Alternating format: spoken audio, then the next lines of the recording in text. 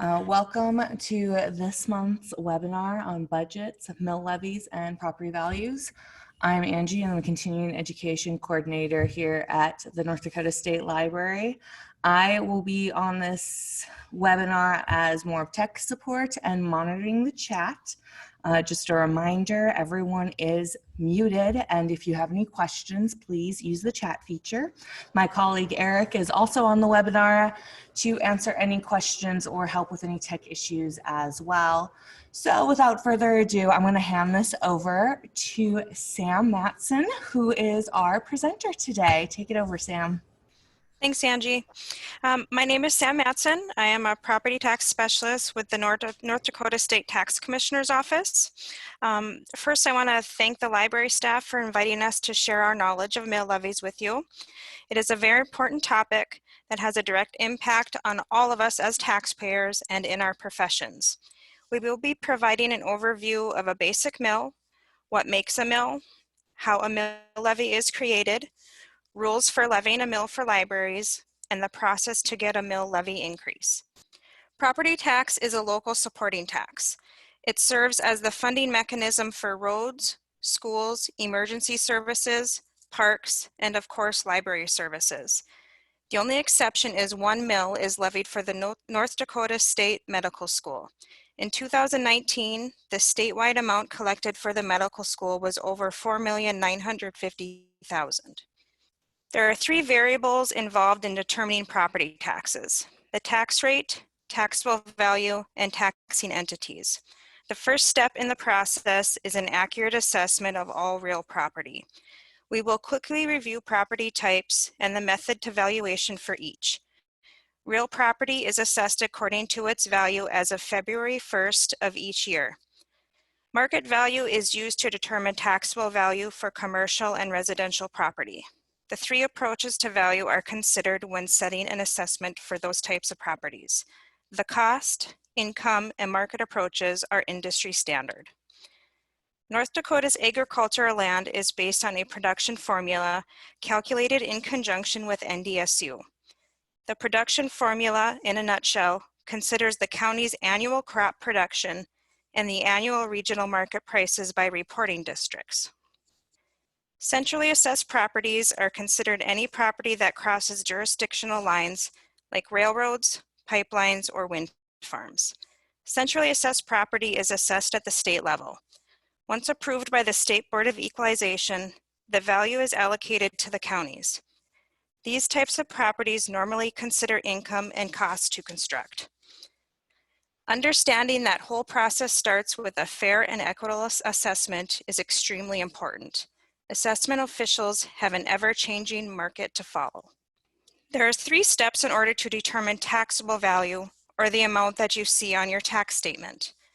To determine taxable value, North Dakota Century Code provides that the full market value be divided by 50% to calculate an assessed value.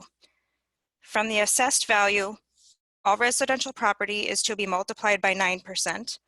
All ag land and commercial property is multiplied by 10% to calculate the taxable value.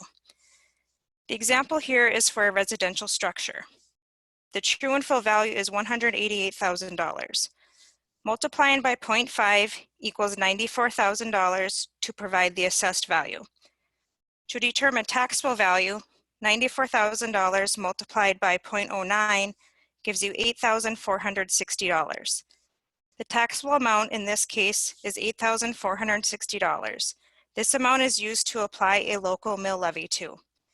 The difference between a residential parcel and an ag or commercial calculation is also provided for comparison. Here are some important dates.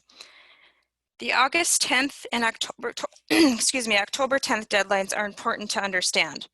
Failure of a taxing district to meet these deadlines have a direct impact on the year's final levy authority.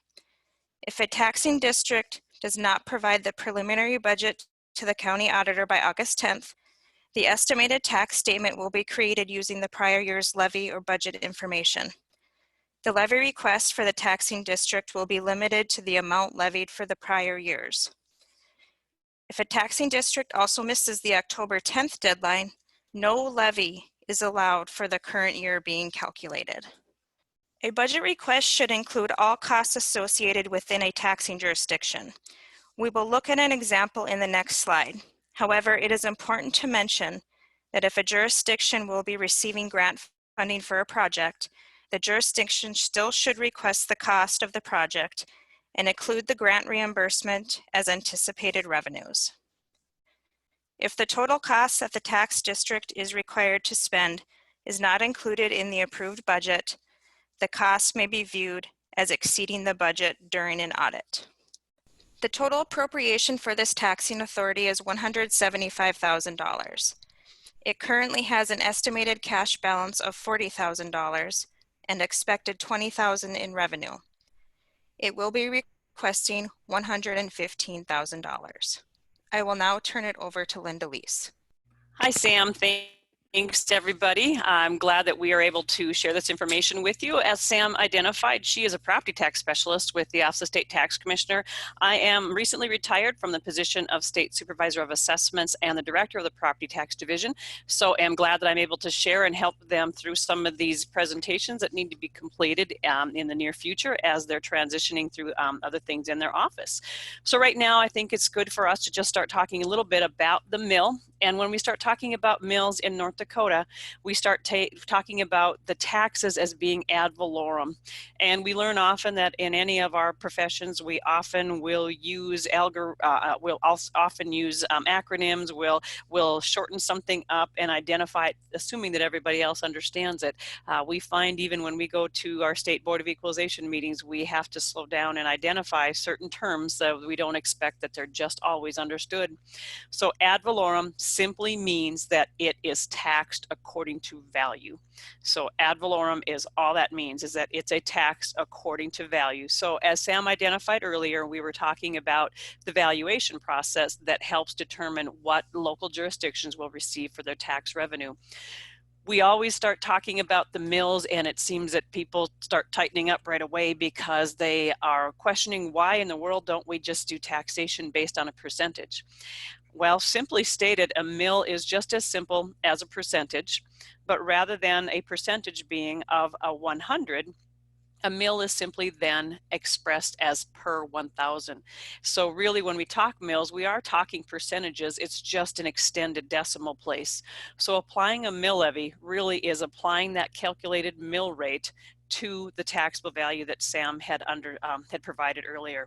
So understanding that portion of the process, I think, makes it more complex when people are trying to understand what their taxes will be when they base it on a mill. One mill, then again, as I say, is simply expressed as being a per 1,000 of a currency unit of property.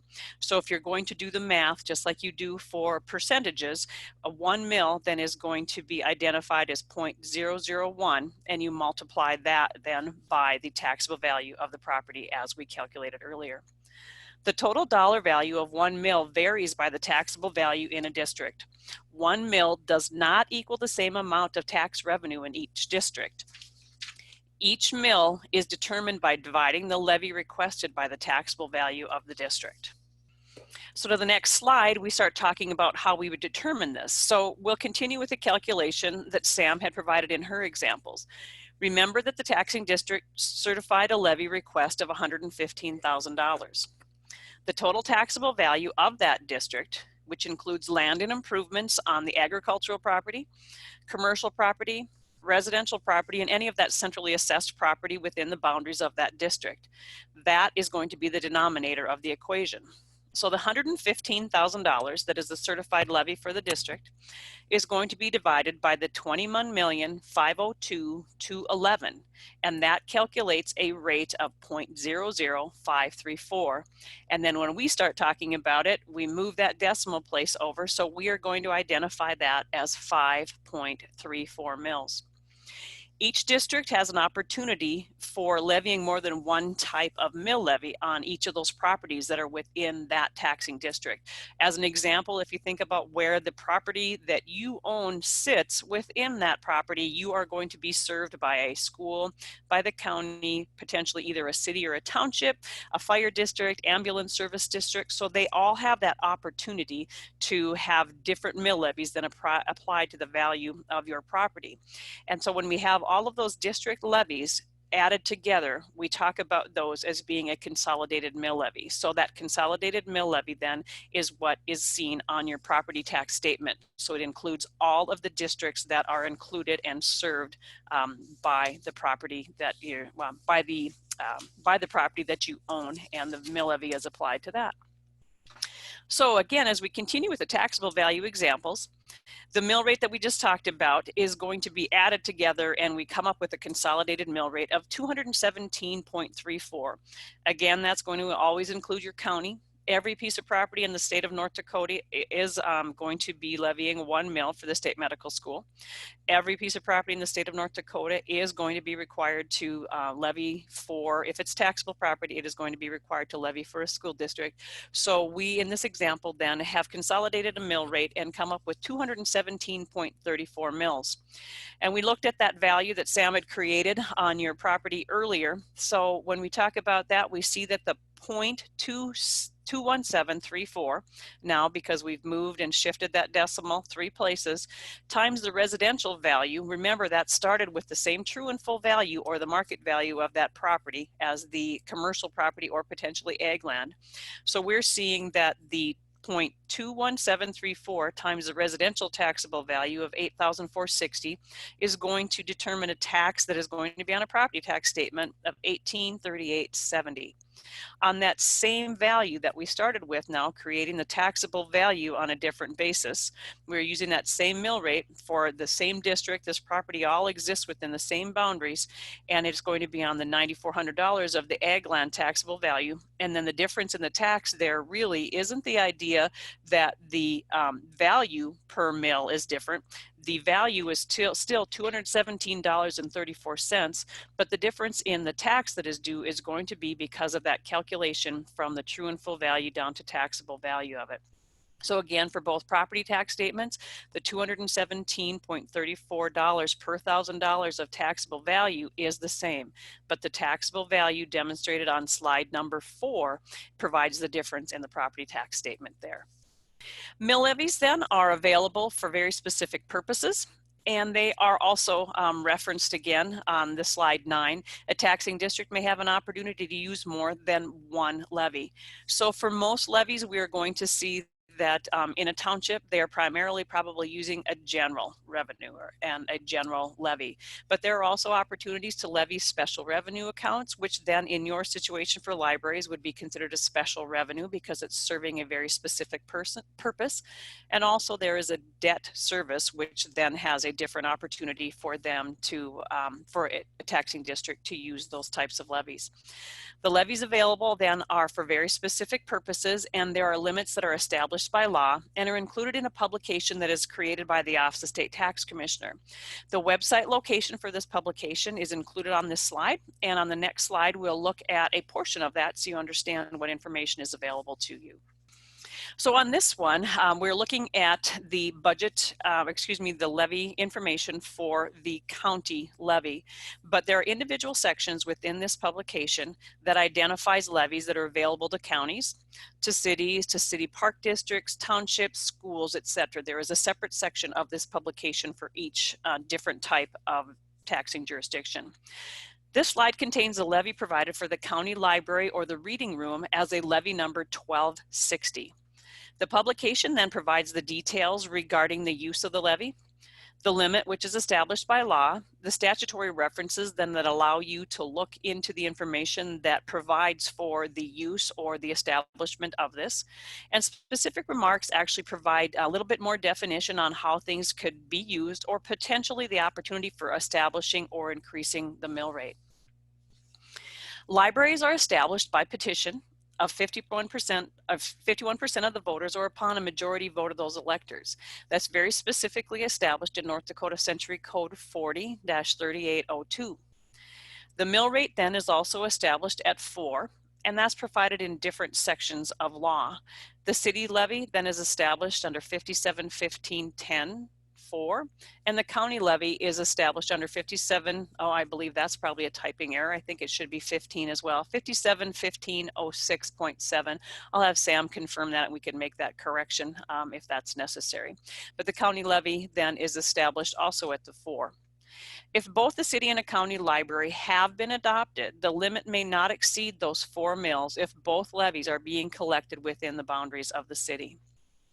The Property Tax Division will continue discussing how best to address the potential increase to the levy that is noted when the state aid is provided in North Dakota Century Code 5424.202. Very specifically, that references the state aid and an opportunity for the levy to exceed or be beyond the 4 mills, but there must be a process that should be followed, and we want to make certain that the statutory references that exist are provided to you, or if they are not actually available, we want to make certain that we have addressed what processes are available to you through the law that would allow you to increase that mill levy. All right, and as we go forward, one of the questions that we hear quite often is in regards to home rule charters. Home rule charters were adopted, and they provided an opportunity for counties and cities to consolidate their levies. And often what was done is an idea that very specific levies existed that certain cities or counties didn't require, but they had other needs that they felt that they should have been able to address. So home rule charter was often adopted to allow them to address and provide authority to those local governing bodies to address the needs very specifically of their county or their city. With the levy consolidation, a city or a county was reviewed to have provided the decision to manage its own finances at the local level. The levies available in the publication to a city or a county in that levy limitations schedule had very specific uses, but the home rule charter then may have allowed them to consolidate those levies and determine what levies were available for a county or for a city and add them all together and use the total amount that was available to them. So when there are instances where a city or a county has consolidated their levies and they have them all operating under the general fund, often what the county or the city is doing is they're providing funding for the library, specifically then through the county general fund.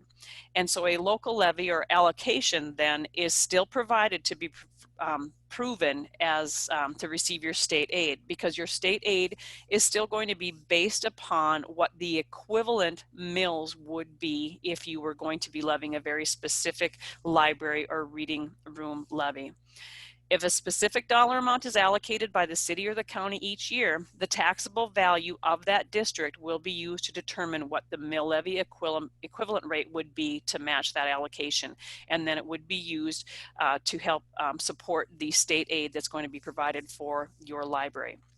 It's very important for you to understand that the calculations are shared and that on slide 9, and that the state aid payment is based upon the mill levy or the equivalent contribution at the local level. So if a jurisdiction, if a city or a county continues to provide, let's say $8,000 every year, and that continues and it continues and continues, and the taxable value increases, so that mill levy equivalent is going to go down each time the value stays up and they continue with just $8,000 as a support for your library. Potentially then you would see your state aid, if it falls into another category, your state aid then could be reduced based on the local match being part of the equation. So understanding what that equivalent is and in reference to your mills, certainly work with the Property Tax Division, make certain you ask those questions, and work with the Library Association as well, or with the State Library Office as well. So in review, I just want to provide a brief touch on what we've talked about, so we have an understanding of where we started and where we will end. That all real property in the state of North Dakota is subject to taxation unless otherwise very specifically provided in law that it would be exempt from property tax.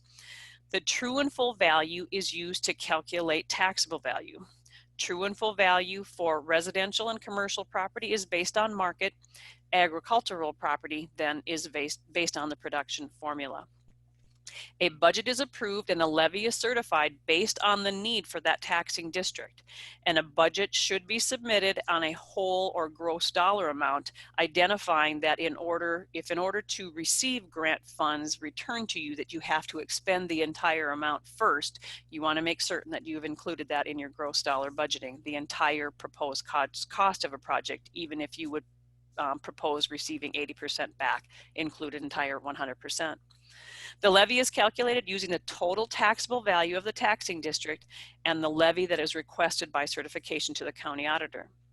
The consolidated mill rate then from all of those taxing districts is applied to each property tax statement, and the revenue then is allocated to each specific taxing district and the funds when it has been collected. Libraries are established by petition or election, and we understand them to have a limit of 4 mills. State aid then is provided based upon the local share of money that is levied or allocated for the library room or for the reading room. We hope that there are some questions following this presentation that we can address now. And just also understand that if there are questions that you provide now or that you direct to the state library staff, we're hoping then to be able to expand this presentation, because we will again be sharing information from the Office of State Tax Commissioner at the April conference. And we would like to be able to provide more in-depth information. We made this a very broad presentation with the basics because we were not certain of what questions exactly existed. So I hope that if you have questions now, you will share them with us, and then again share them in the near future, so it will help the tax department provide better resources and education for you at the April conference. Turn it back to Sam and Angie, and we'll see where we go from there. And I do apologize, that 5715 should have been the reference for county levies. All levies really are identified under 5715. I must have just keyed it in too quickly, so it is a 5715 for the county levy. Well, Sam and Linda, if you don't mind hanging out for like 1 or 2 minutes, we'll just let them kind of think of a question. If not, we'll call it good. That's great. And again, like I said, hopefully if there are questions, as we met earlier when we were preparing this presentation, we started with some very general discussions. So if there are more questions that they would like addressed in depth, then we know that we can use that to build upon the presentation for April. All right, we have a comment and a question. First comment is the webinar was very helpful, especially including special projects in a budget as revenue and expenditure. And the next question is there a cap on the additional contribution that a city makes over and above the 4 mills?